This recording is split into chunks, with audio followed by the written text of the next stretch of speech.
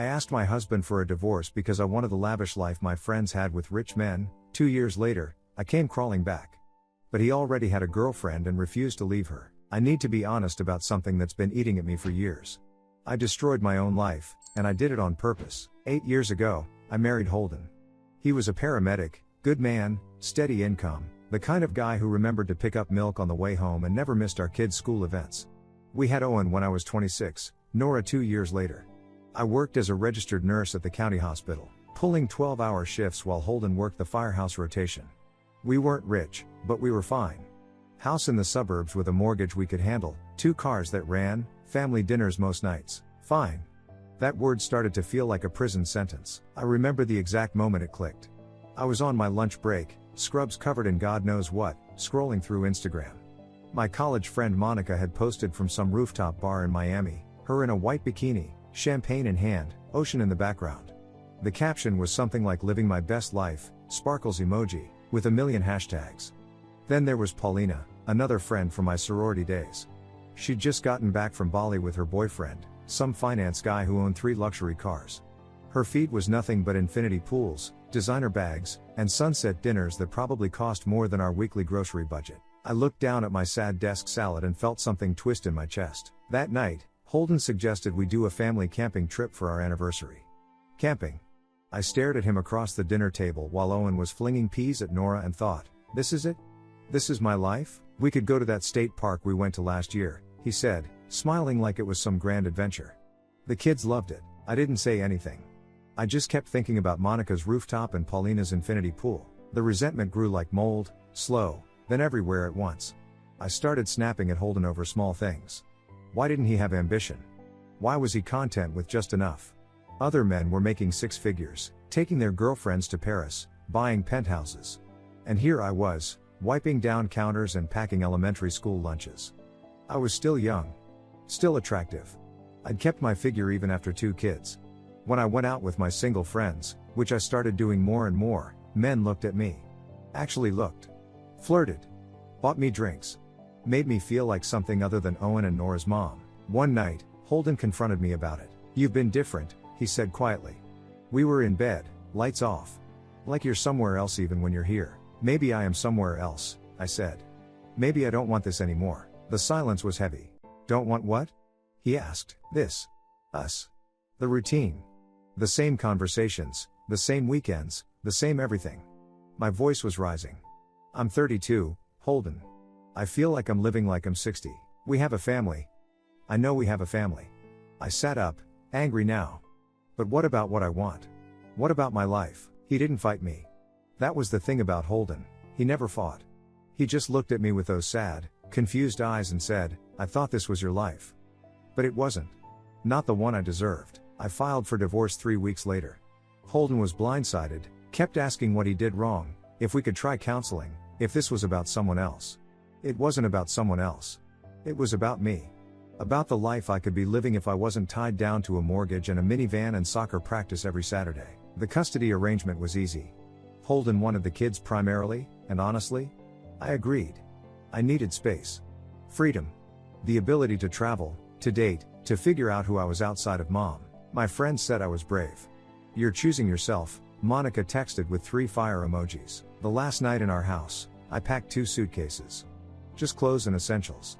I was moving to an apartment downtown, modern, trendy, walking distance to all the bars and restaurants I'd been missing out on. Holden sat on the couch, not saying anything.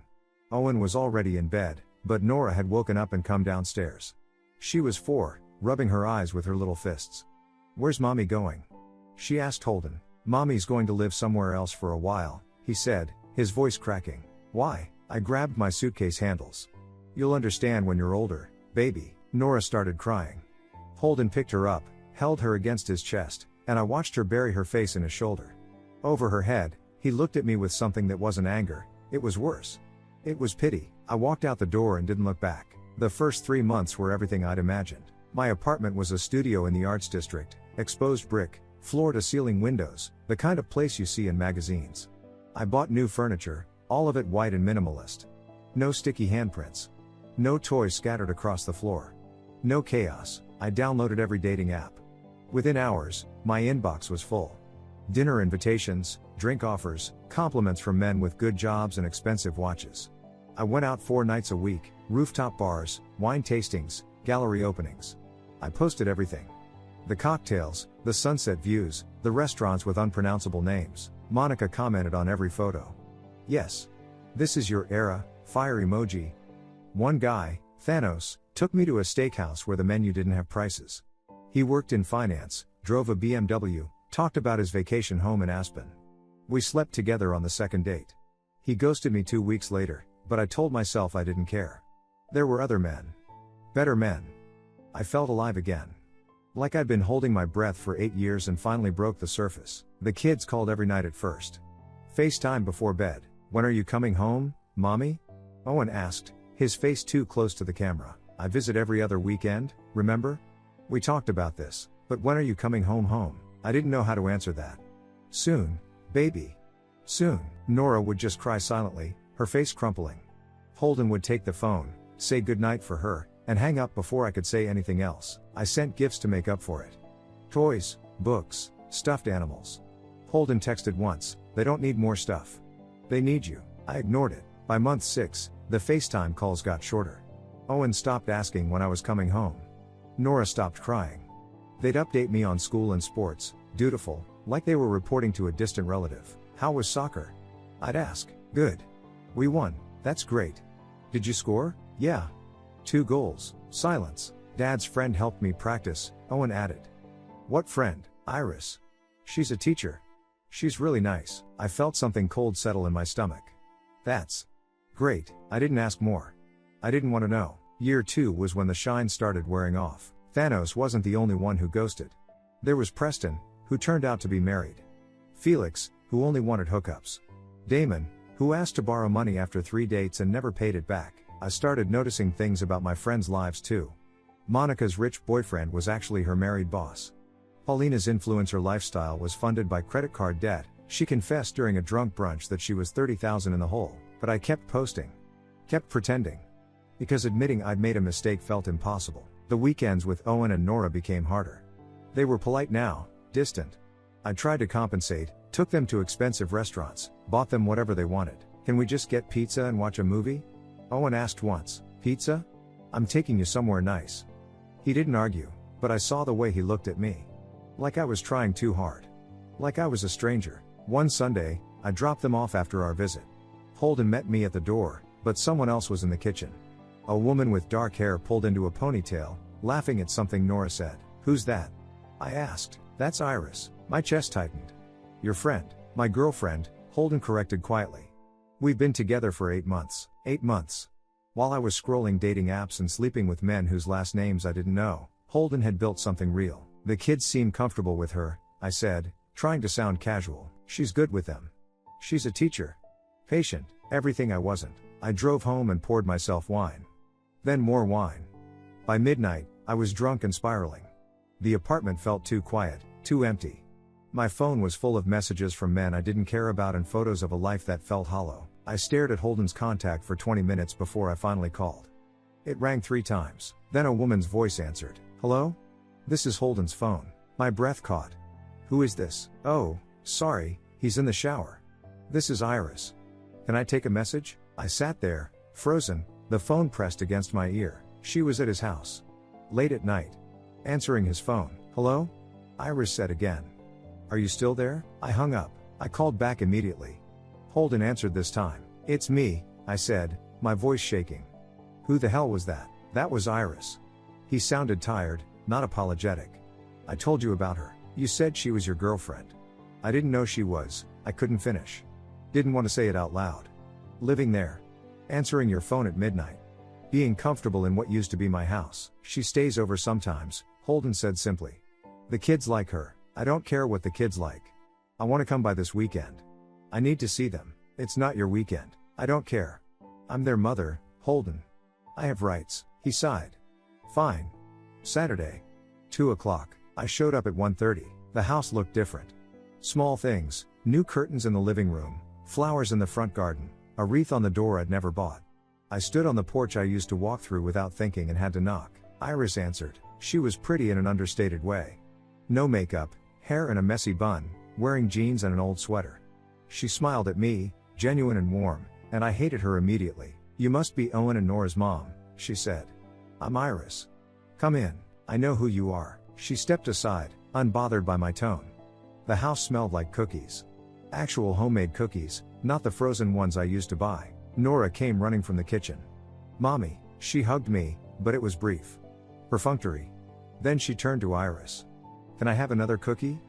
"After lunch, sweetie," Iris said, and Nora just nodded and ran back to the kitchen. "Sweetie." Like it was natural. Like she'd said it 1,000 times. Holden came down the stairs. "Hey. Kids are excited to see you, are they?" He ignored that. "We were just about to have lunch." "You're welcome to stay." I didn't want to stay. I wanted to grab my kids and leave. But I also needed to see this. Needed to understand what I was up against. Lunch was sandwiches and fruit. Simple. The kind of meal I used to throw together without thinking.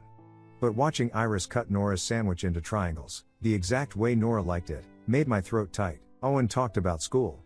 His science project, his soccer team, his new friend who had a treehouse. Iris asked questions, remembered details from previous conversations. She'd clearly been around for more than just sometimes. "So," I said, forcing brightness into my voice.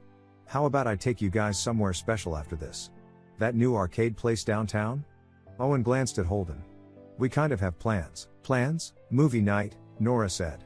"We're watching the new animated one. Iris is making popcorn. I can take you to see it in the theater," I countered. "With the big screen and everything. We already have it at home," Owen said. "And we were going to build a blanket fort." "A blanket fort." I used to do that with them. "Before." "Another time then," I said. "Next weekend. I'll take you to Disneyland." Their faces lit up, finally, a reaction.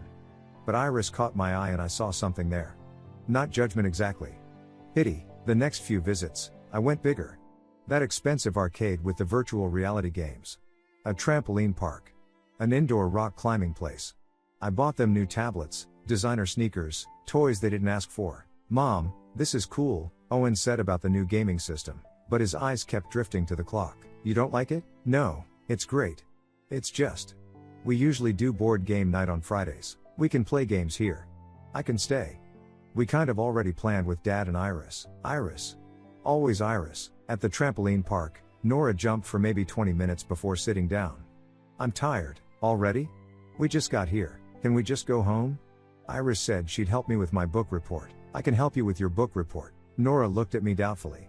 "You don't know the book. Then tell me about it." But she just shrugged, and I realized she didn't want my help. She wanted Iris's. The breaking point came during a visit to the park. Just a regular neighborhood park, nothing fancy. I was trying, really trying, to just be present. We were on the swings when Nora jumped off mid-swing, misjudged the landing, and went down hard on the gravel. She screamed. I rushed over, but before I could reach her, she was already running. Not to me, to Iris, who'd been sitting on a bench with Holden, reading. "Mommy," Nora sobbed, arms outstretched. "Mommy, it hurts." Iris scooped her up, checking her scraped knee, murmuring comfort. Then Nora's eyes met mine over Iris's shoulder. She froze, realizing what she'd said. What she'd called her. The guilt on my 7-year-old daughter's face shattered something in me I didn't know could still break. I didn't say anything at the park. Just watched as Iris cleaned Nora's knee with a wipe from her purse, of course she had wipes, and kissed the scrape better. Watched as my daughter clung to someone else for comfort while I stood there, useless. On the drive home that night, I made a decision. New rule, I announced to Owen and Nora in the backseat. "When you're with me, you don't talk about Iris." Owen looked up from his tablet. "What? You heard me. I'm your mother. She's just Dad's girlfriend. I don't want to hear her name when we're together. But. No buts. This is my time with you. I don't talk about her, you don't talk about her. Understood?" Silence. Then Nora's small voice. "Okay, Mommy." The next visit was different. Tense. They were careful around me, watching what they said. When Nora started to say Iris showed me, she caught herself, went quiet, looked at Owen for help. "What were you saying, baby?" I asked. "Nothing." "Never mind." I told myself it was better this way. They needed to remember who their real mother was. I started planning more elaborate outings. That weekend, the science museum, then the fancy cupcake place, then the bookstore where I told them to pick out anything they wanted. I spent $300 in 4 hours. "This is fun, right?" I kept asking. "Aren't you having fun?" "Yeah, Mom," Owen said, but he looked tired. "You don't seem excited." "I am. Can we maybe just hang out next time? Like at your apartment or something? Hang out? I'm giving you an amazing day and you want to just sit around? He didn't answer. 2 weeks later, I asked Holden for more custody time. Called him after the kids were asleep. I want them every weekend, I said. Alternating weeks. Whatever. More than what we have now. That's not going to work. Why not? I'm their mother. You're the one who agreed to this arrangement. His voice was steady, maddeningly calm. You wanted the freedom. Remember? That was 2 years ago. Things change. The kids are settled now. They have routines, friends, activities. You can't just disrupt that because you changed your mind. They're my kids, Holden, then act like it. For the first time, I heard anger in his voice. Stop trying to buy them with stuff and just be present. Be consistent. That's what they need. I am consistent. You see them twice a month. Iris sees them every day. She helps with homework, makes their lunches, braids Nora's hair for school. She knows their teachers' names, their friends' parents. She shows up. Because you let her replace me. Nobody replaced you. You left a hole and she filled it. There's a difference. I hung up on him. The next week, I drove by the house on a Wednesday night. I don't know why. Maybe I needed to see it for myself, the life they were living without me. I parked down the street, destroyed the lights. Through the kitchen window, I could see everything. Holden at the stove, cooking something. Owen at the table, working on homework. Nora sitting on the counter, something I never let her do, helping Iris with what looked like cutting vegetables. They were laughing. All of them. Easy, natural laughter. Then music started playing. Something upbeat. And they started dancing. Just silly kitchen dancing while dinner cooked. Holden grabbed Iris's hand and spun her around. Nora was clapping. Owen was laughing so hard he had to hold his stomach. I sat in my car and watched my family, except I wasn't in it. I started showing up unannounced after that. Just wanted to see the kids. Holden would let me in, but I could tell it bothered him. The kids would stop whatever they were doing, rearrange themselves around my presence. Once, I arrived during game night. They were playing some card game I didn't know, all of them on the living room floor. Mom, Nora said. Do you want to play? Sure, but I didn't know the rules. They tried to explain, but I was steps behind, slowing everything down. After 20 minutes, Owen was getting frustrated. It's okay, Mom. You don't have to play if you don't want to. I want to, but I didn't, really.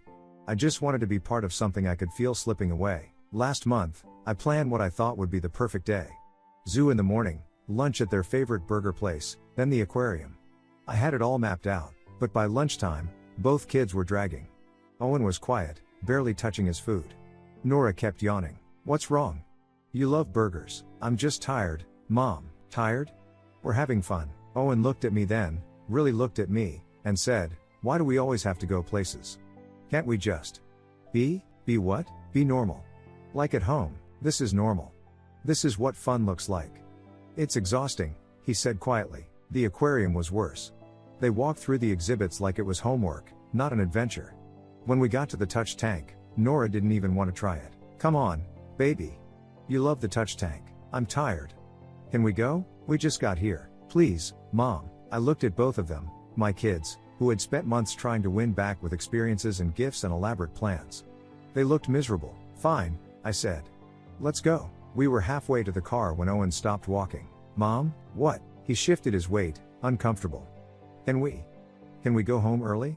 Iris is making cookies this afternoon and we kind of promised we'd help. I stood there in the parking lot, car keys in hand, staring at my 10-year-old son. You want to leave early, I said slowly. To make cookies. With Iris, we promised, Nora added softly. And it's chocolate chip. Our favorite. They both looked at me, waiting. I drove them home early. Didn't say much. Just turned the car around and headed back to the house that used to be mine. They thanked me, polite and distant, and ran inside calling for Iris before the front door even closed behind them. I sat in the driveway for 10 minutes, gripping the steering wheel. That was 3 years ago. Owen is 12 now. Nora is 10. I see them once a month, maybe twice if schedules align. Our visits are shorter, a few hours instead of full days. They're busy with school, sports, friends. Lives that don't pause for me anymore. I'm still working at the hospital, still living in the same apartment. The exposed brick doesn't look trendy anymore, just cold. I date occasionally, but nothing sticks. Most nights I come home to silence, pour a glass of wine, scroll through social media until I'm numb enough to sleep. Monica got divorced last year.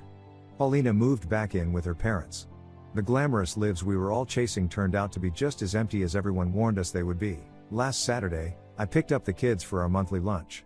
Owen got in the front seat now. When did that happen? He was taller, voice deeper, starting to look more like Holden every day. How's school? I asked, the same question I always asked. Good. Made honor roll again. That's amazing. Your dad must be proud. Yeah. He and Iris took me out to celebrate. Of course they did. Nora chattered from the backseat about her dance recital, her best friend's birthday party, some drama with girls in her class. I tried to follow along, but she talked about people I'd never met, inside jokes I wasn't part of. At lunch, she mentioned it casually. Like it was nothing. Dad and Iris are looking at rings. My fork stopped halfway to my mouth. What? Engagement rings? Owen clarified, not looking up from his phone. They went last weekend. Iris showed us pictures. The restaurant suddenly felt too loud, too bright. That's great, I managed. We're going to be in the wedding, Nora said, excited. I get to be a junior bridesmaid. Owen's going to walk Iris down the aisle with her dad. Exciting, I said, the word tasting like ash. Owen finally looked at me. You okay, Mom? Fine. I'm fine. Just surprised, but I wasn't fine. I drove them home early, they didn't complain, and sat in my car outside the house. They were having a barbecue. The backyard was full of people. Neighbors, other parents, kids running around. I recognized some faces from when I lived here, but most were new. Holden was at the grill, beer in hand, laughing at something someone said. Iris was carrying a salad to the picnic table, wearing a sundress and sandals, looking exactly like someone who belonged there. Owen and Nora ran straight into the chaos. Other kids shouted their names. A woman, another mom, I guessed, hugged Iris and they started talking, comfortable and familiar. I watched Nora grab Iris's hand and pull her towards something in the garden. Watched Iris crouch down to Nora's level, listened even though she was busy. Watched her be everything I wasn't. Patient. Present. Consistent. The version of me who lived in that house, the one who complained about camping trips and family dinners, felt like a stranger now. I would do anything to have those boring weekends back. The sticky counters, the minivan, the predictable routine I threw away because I thought I deserved more. But deserve had nothing to do with it. I'd made a choice. And Holden had made his. He'd healed. Moved on. Built something better with someone who actually wanted to be there. The kids didn't hate me. That would have been easier, somehow. They loved me the way you love a distant relative who visits on holidays, with affection, but no real attachment. No need. I was the fun aunt who took them places sometimes. Iris was mom in every way that mattered. That night, I poured wine and didn't stop until the bottle was empty. Cried until my face was swollen. Let myself feel the full weight of what I'd done. I'd imagined Holden would struggle. That he'd beg me to come back, prove I was irreplaceable, wait for me to realize my mistake and return. Instead, he'd built a better life without me, and my kids, our kids, were thriving in it. The envy still burned. Every family photo Holden posted, every milestone with Iris smiling in the background, every casual mention of mom that I knew meant her, not me. I'd started therapy finally. Not to fix anything, too late for that, but to learn how to live with what I'd done. How to show up for my kids without competing. How to accept being a supporting character in the story I used to lead. Some days were better than others. The invitation came on a Tuesday. Cream cardstock, elegant lettering, Holden and Iris. Inside, the kids had written notes. Owen's in his messy handwriting. Mom, it would mean a lot if you came. Nora's with little hearts drawn around the words, please come. I want you there. I stared at it for 3 days. Could I really sit there and watch my ex-husband marry the woman who took my place? Watch my children celebrate gaining the stepmom who'd been more of a mother than I had? But they'd asked me to come. My kids wanted me there. I picked up my phone, opened the text thread with Holden, and typed, got the invitation. 3 dots appeared. Then, will you come? My fingers hovered over the keyboard. I typed, I'll be there. The wedding was in September. Garden venue, late afternoon ceremony. I wore a navy dress, nice enough to be appropriate, plain enough to disappear into the background. I arrived exactly on time. Not early enough to have to make small talk, not late enough to draw attention. Found a seat in the back, away from family sections, away from people who might recognize me. The chairs filled up. So many people. Iris's family, her teacher friends, parents from school, neighbors. People who knew Holden and Iris as a unit, who'd probably never heard my name. Then the music started. Holden stood at the altar in a gray suit, looking happier than I'd seen him in years. Maybe ever. His best friend, still the same guy from our wedding, stood beside him as best man. Owen walked down the aisle first, in a matching gray suit, trying so hard to look grown up. 12 years old and already almost as tall as me. He saw me in the back and gave a small wave. I waved back. Then Nora. My baby girl in a sage green dress, carrying flowers, grinning so wide her face might split. She was missing a front tooth. When had that happened? She walked carefully, concentrating, and when she reached the front, she looked back at me and her smile got even bigger. I pressed my hand against my chest, trying to keep everything inside from spilling out. The music changed. Everyone stood. Iris appeared at the end of the aisle with her father. The dress was simple, elegant. Hair in loose curls. No cathedral veil or dramatic train, just her, looking radiant and nervous and so completely in love with the man waiting for her. Holden's face when he saw her. God. He'd never looked at me like that. Not even on our wedding day. Maybe he had, once, and I'd stopped noticing. Stopped appreciating. Stopped seeing him as anything but an obstacle to the life I thought I deserved. The ceremony was short. Traditional vows. Holden's voice cracked when he said I do. Iris cried happy tears. Owen handed over the rings right on cue. Nora bounced on her toes with excitement. When they kissed, everyone cheered. I clapped along, feeling hollow. At the reception, I stayed at my assigned table, nowhere near the family section. Ate my dinner. Watched the first dance. Listened to speeches about how perfect they were together, how Iris had brought light back into Holden's life, how lucky the kids were to have her. No one mentioned me. I'd been erased from the narrative, or maybe I'd never really been part of it. Just the prologue before the real story began. Nora found me during the dancing. Mom. You came. She hugged me, smelling like cake and hairspray. Of course I came, baby. You asked me to. Did you see me walk down the aisle? I didn't mess up. You were perfect, she beamed. Iris let me help pick out the flowers. And I got to try on dresses with her. It was so fun. That sounds really special. Are you having fun? I looked over her shoulder at the dance floor. Holden and Iris swaying together, Owen standing awkwardly at the edge with a cup of punch, other kids running around. A family celebrating. A new beginning. Yeah, sweetie. I'm having fun. Good. She hugged me again, quick and tight. I gotta go. Iris is going to throw the bouquet soon. And she was gone, running back to the celebration without looking back. Owen came by later. More reserved, more aware of the complexity. Thanks for coming, he said. Wouldn't miss it. I know it's probably weird. It's your dad's wedding. I'm happy for him. For all of you. He studied my face, trying to figure out if I meant it. Iris is really good to us. She's not trying to replace you or anything. I know, honey, but she's. He struggled for the words. She's there, you know? Every day. For everything. I know, everything I wasn't. He hugged me then, this almost teenager who was growing up so fast. Love you, Mom. Love you too. I left before the cake cutting. Drove home in the dress I'd wear once and never again, mascara smudged, throat tight. That was 6 months ago. Holden and Iris are married now. They're talking about moving to a bigger house. Owen made the honor roll again. Nora is taking piano lessons. Iris drives her twice a week. I see them once a month. Sometimes they call me in between. Our relationship is cordial. Loving, even. But there's a distance that wasn't there before I left, and it never fully closes no matter how much I try. I stopped competing years ago. Stopped buying extravagant gifts, stopped planning elaborate outings. I just show up now. Ask questions. Listen.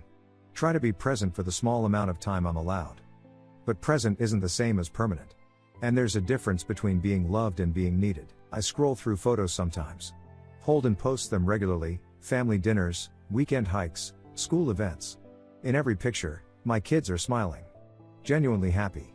Thriving. Last week, Nora tagged Iris in a Mother's Day post. A collage of photos and the caption, "Best mom ever. Love you." I stared at it for 20 minutes before I could close the app. The envy hasn't died. I don't know if it ever will. Some nights I still lie awake and imagine alternate versions where I stayed. Where I appreciated what I had. Where I chose differently, but I didn't stay. I chose myself over them, and then I was surprised when they chose someone else over me. Therapy helps. Work keeps me busy. I have friends, hobbies, a life. It's not the glamorous fantasy I chased, but it's not terrible either. Just quiet. Manageable. Lonely. The hardest part isn't watching them live without me. I've accepted that. The hardest part is watching them thrive. Seeing proof that they're better off. That my presence wasn't necessary for their happiness, that maybe my absence made room for something better. People ask sometimes if I regret it. I tell them I'm learning from it, growing, doing my best, but the truth? I regret it every single day. with every fiber of who I am. I would give anything, everything, to go back and choose differently. To see the life I had as enough instead of a limitation. To realize that ordinary love is extraordinary when you're on the other side of losing it. But regret doesn't change anything. It doesn't give me back those years. Doesn't undo the choice. Doesn't put me back in the center of my children's lives. I traded something real for something that never existed. And now I get to live with that choice for the rest of my life. People say the grass is always greener on the other side. What they don't tell you is that sometimes, after you jump the fence and realize you were wrong, you can't jump back. You can only stand there, looking at the life you left behind, watching someone else water the grass you let die. That's where I am now. That's where I'll always be. And every day, I have to find a way to live with what I willingly gave away. Thank you so much for watching until the end. If you really like our videos, please don't forget to like, share, and subscribe. Have a great day.